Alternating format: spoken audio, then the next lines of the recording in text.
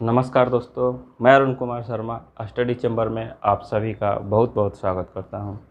दोस्तों, आज के इस वीडियो में हम लोग टाइम एंड वर्क पे बात करते हैं। टाइम एंड वर्क होता क्या है? टाइम एंड वर्क परीक्षा के दृष्टिकोण से अपने आप में बहुत ही महत्वपूर्ण चैप्टर है। तो आइए बात करते हैं कि टाइम एंड वर्क होता क्या है।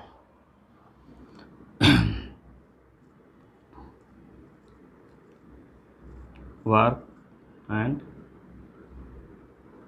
टाइम, हिंदी समय और कार्य। दोस्तों, टाइम एंड वर्क में हमेशा तीन चीज़ों पे बात होती है। तीन चीज़ों बोले तो एक तो टाइम होता है, एक आपका हो गया पर्सन, बोले तो कोई व्यक्ति,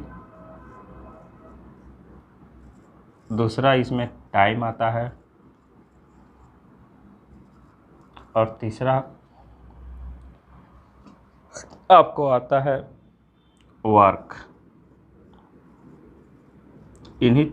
इसी तीन चीज़ों पर टाइम एंड वर्क में डिस्कस होता है। तो टाइम एंड वर्क अपने आप में बहुत ही महत्वपूर्ण चैप्टर है। आपको बोले तो पर्सन, कोई व्यक्ति, जैसे मैं और आप, हम लोग भी पर्सन हैं। तो पर्सन कोई व्यक्ति होता है, कोई हो गया मैं, आप, वह, ये सब जितने भी हैं, बच्चा या औरत, आदमी, सवाल में ये सब आता है, ये सब पर्सन है। बात करते हैं टाइम पर। टाइम बोले तो जैसे मान लीजिए हम परीक्षा हॉल में बैठ कर परीक्षा दे रहे हैं, समय निश्चित है। मतलब टाइम का मतलब यह है कि आपको निश्चित होना चाहिए। ऐसा नहीं कि दिन भर परीक्षा देते रह गए, कोई काम कर रहे हैं, मान लो घर बना रहे हैं तो सालों साल घरे बनाते रह गए, ऐसा नहीं होता है। टाइम बोले तो निश्चित होना चाहिए, वही टाइम है। जितना समय में हम कोई काम करेंगे उसी को टाइम बोलते हैं। और वर्क, कोई काम कर रहे हैं तो वर्क है। जैसे हम खा रहे हैं, हम पढ़ा रहे हैं, ये भी काम है, और आप पढ़ रहे हैं, ये भी काम है। तो टाइम एंड वर्क में इसी तीन चीज़ों पे हमेशा बात करते हैं। एक पर्सन पे, दूसरा टाइम पे और तीसरा वर्क पे। टाइम एंड वर्क में जब इफ़िशियंसी आती है तो यह चैप्टर अलग बना देती है, यह चैप्टर को खास बना देती है। इफ़िशियंसी क्या होता है इसको समझते हैं। यह चैप्टर खास कब हो जाता है? जब इसमें इफ़िशियंसी एंट्री मार देती है। टाइम एंड वर्क इफ़िशियंसी के आने की वजह से सबसे एक अलग चैप्टर हो जाता है।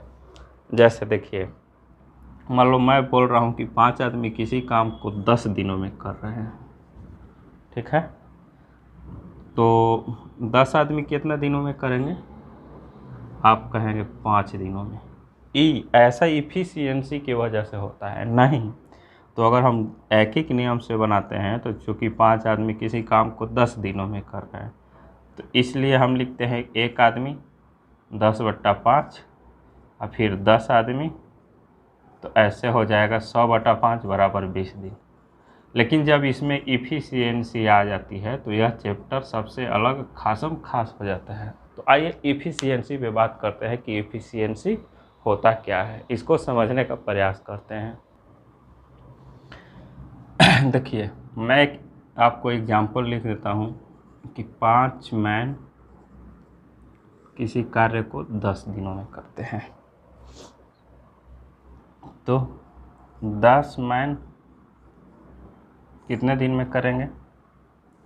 तो इसको 2 से गुना कर देंगे, 10 हुआ। 10 मैन 5 दिनों में करेंगे, क्योंकि एक काम को जैसे मान लो हम गड्ढा खन रहे हैं, 5 आदमी को लगाए तो 10 दिन में खनेगा। अगर हम 5 आदमी के बदले 10 आदमी को लगा दें तो जाहिर सी बात है कि जल्दी खोद जाएगा। 20 आदमी को लगा देंगे तो और जल्दी खोद जाएगा। तो 10 के बदले क्या हो जाएगा? जल्दी खोदेगा, मतलब 5 दिन में हो जाएगा। इसमें 2 से भागा दे देंगे। इसका मतलब ये हुआ दोस्तों कि आपको जो इफ़िशियंसी है व्युत्क्रमानुपाती होते हैं टाइम के। मतलब इस चीज़ से हमको ये समझ में आया कि इफ़िशियंसी जो है व्युत्क्रमानुपाती होती है टाइम के। मतलब अगर हम इफ़िशियंसी बढ़ाएंगे तो टाइम क्या होगा, घटेगा। यदि हम टाइम को इफ़िशियंसी को घटाएंगे तो टाइम क्या होगा दोस्तों, बढ़ेगा। ये होता है इफ़िशियंसी और टाइम का कंसेप्ट। तो इस चैप्टर में इफ़िशियंसी एंट्री मार देता है तो यह चैप्टर ख़त्म खास हो जाता है। तो हम आपको इफ़िशियंसी और टाइम का कंसेप्ट समझाएं। देखिए एक बात हम लिखता हूँ, इफ़िशियंसी, मान लो ए और बी दो पर्सन हैं, उनके इफ़िशियंसी का अनुपात है आपको 2:1। इफ़िशियंसी का अनुपात 2:1 है। तो हम क्या बोले हैं कि इफ़िशियंसी बढ़ाएंगे तो टाइम क्या होगा, घटेगा। टाइम को अगर हम बढ़ाएंगे तो इफ़िशियंसी आपको घटेगा। दोनों एक दूसरे का व्युत्क्रम होता है। तो इफ़िशियंसी का अनुपात 2:1 दिया है तो हम टाइम को क्या लिख सकते हैं, इफ़िशियंसी का व्युत्क्रम होता है तो 1:2 लिख सकते हैं।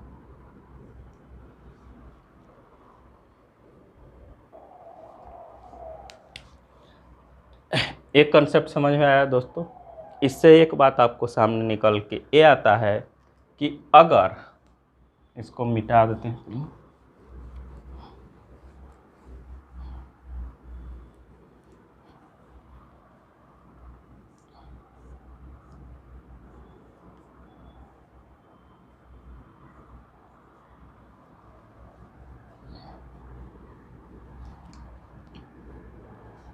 अगर मैं कहता हूँ मोर मैन है, मोर मैन का मतलब ज़्यादा आदमी है, तो काम क्या होगा, तो आप कहेंगे ज़्यादा वर्क होगा। ज़्यादा आदमी रहेंगे, more work. More man more work करेंगे, लेस टाइम में, समय कम लगेगा। अगर यही लेस मैन बोले तो अगर कम आदमी है तो काम भी आपका क्या होगा, लेस वर्क होगा।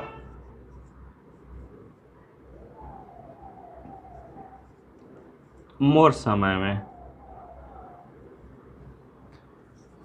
इस कंसेप्ट का मतलब ये हुआ कि ज़्यादा आदमी हैं, ज़्यादा काम करेंगे, समय कम लगेगा। कम आदमी है, कम काम होगा, समय ज़्यादा लगेगा। इसी को हम ये कह सकते हैं मोर इफ़िशियंसी, यानी कार्य करने की क्षमता ज़्यादा है तो ज़्यादा कार्य होगा, मोर वर्क होगा। काम करने की क्षमता ज़्यादा है तो ज़्यादा काम होगा, कितने कम समय में बोले तो लेस टाइम में। यदि लेस इफिशियंसी है, कार्य करने की क्षमता कम है, तो काम भी कम होगा, लेस वर्क होगा। काम करने की क्षमता कम है, काम भी कम करेंगे और समय क्या होगा, ज़्यादा आपको लग जाएगा, मोर टाइम लग जाएगा।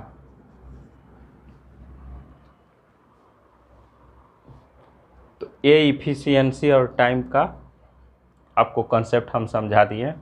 इसमें एक ही बात है कि अगर इफिशियंसी ज़्यादा है तो समय कम लगेगा, इफिशियंसी कम है, कार्य करने की क्षमता कम है, तो टाइम आपको ज़्यादा लगेगा।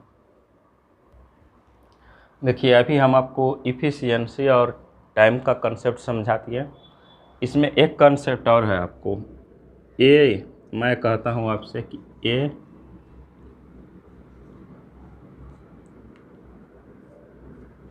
ए कोई काम को x दिनों में करता है।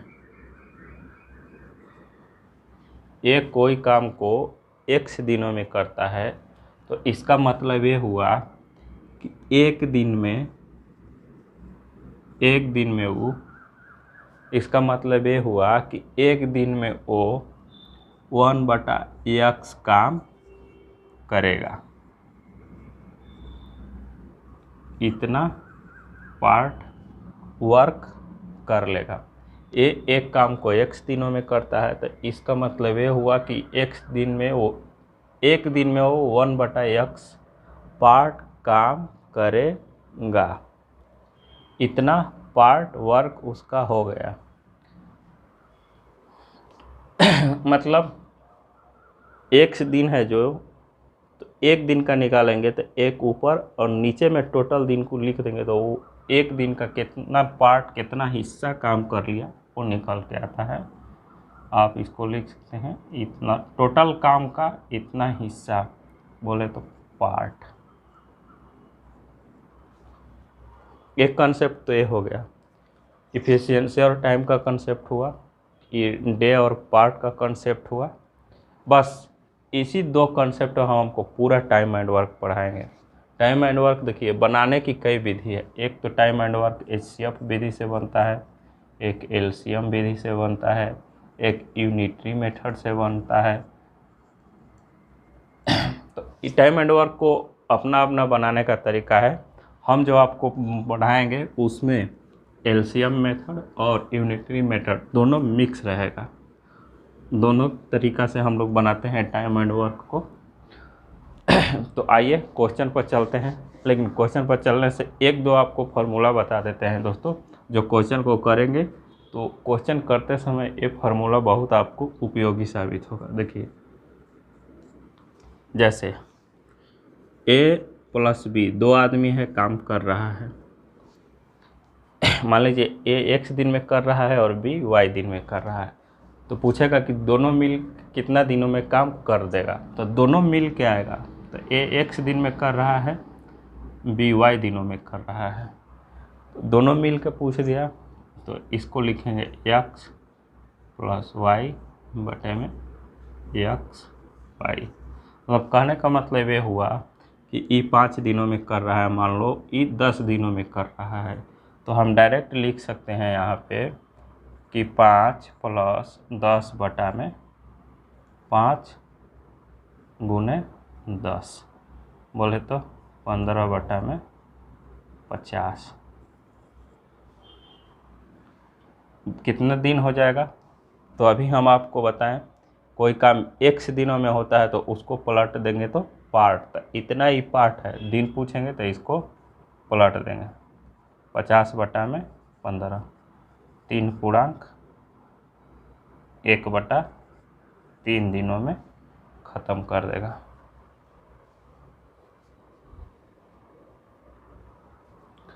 यहाँ तक हुआ दोस्तों। देखिए अब एक फार्मूला आपको और समझा देते हैं। ये तो 2 आदमी के लिए था, यदि 3 आदमी आ गया तो फिर क्या करेंगे। 3 आदमी के लिए जैसे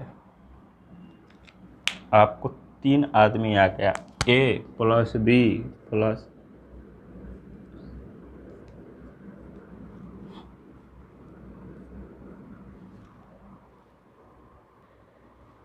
देखिए 3 आदमी को पूछेगा एक साथ है, एक कोई काम को x दिनों में, B y दिनों में और C z दिनों में कर रहा है, तो पूछेगा A + B + C मिल के कितने दिनों में काम को ख़त्म करेगा। इसको हम लोग ऐसे बनाएंगे, इसका ऊपर 1 लिख देंगे, 1/A + 1/B + 1/C, ये एक फार्मूला लगाएंगे।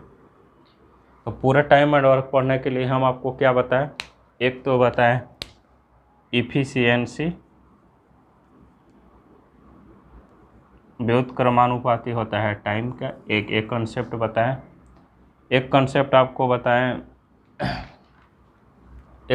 आपको बताएं दोस्तों कि ये मान लो कोई काम x दिनों में कर रहा है, तो एक दिन का उसका काम क्या हो जाएगा, तो 1/x, इतना इसको पार्ट बोलते हैं।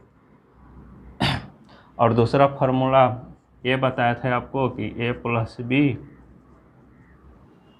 का काम क्या होता है और A + B + C का क्या होता है। और एक बात हम ये आपसे कहे थे कि अगर ज़्यादा आदमी है तो ज़्यादा काम करेगा, समय कम लेगा, अगर कम आदमी है तो कम काम करेगा, टाइम ज़्यादा लगेगा। वैसे ही बताया था कि अगर इफ़िशियंसी ज़्यादा है तो काम करने की क्षमता ज़्यादा होगी, कम टाइम में इफ़िशियंसी कम है तो काम करने की क्षमता, काम कम करेंगे ज़्यादा टाइम में।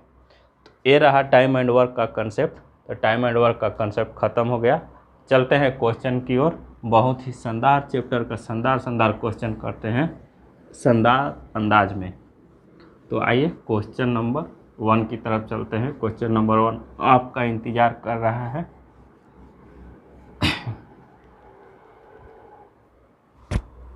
देखिए क्वेश्चन नंबर 1 कह रहा है ए किसी काम को 20 दिनों में कर सकता है। वह 4 दिन काम करने के बाद काम छोड़कर चला जाता है।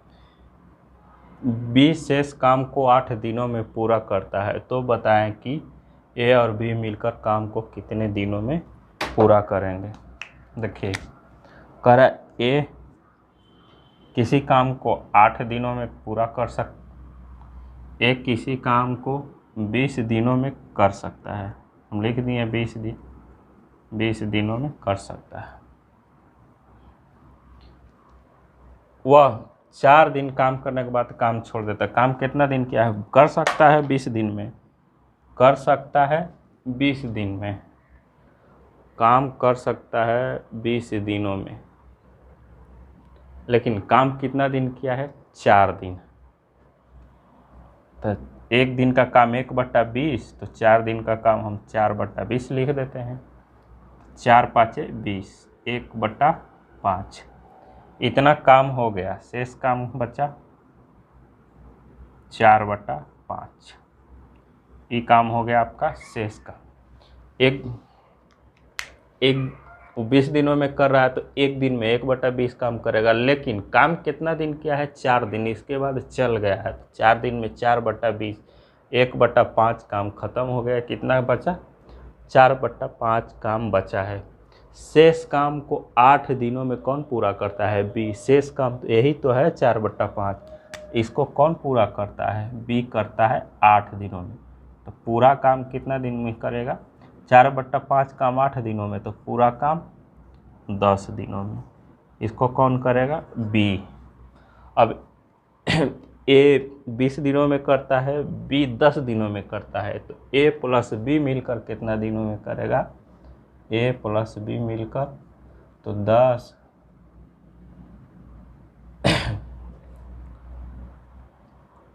गुना 20 और बटा में दोनों को लिख 30। तो इसको हम कटा देंगे। आपका क्या हो जाएगा? 20/3 बोले तो 6.2/3 दिनों में ख़त्म हो जाएगा। कितना दिनों में करेगा? 6.2/3 दिनों में खत्म।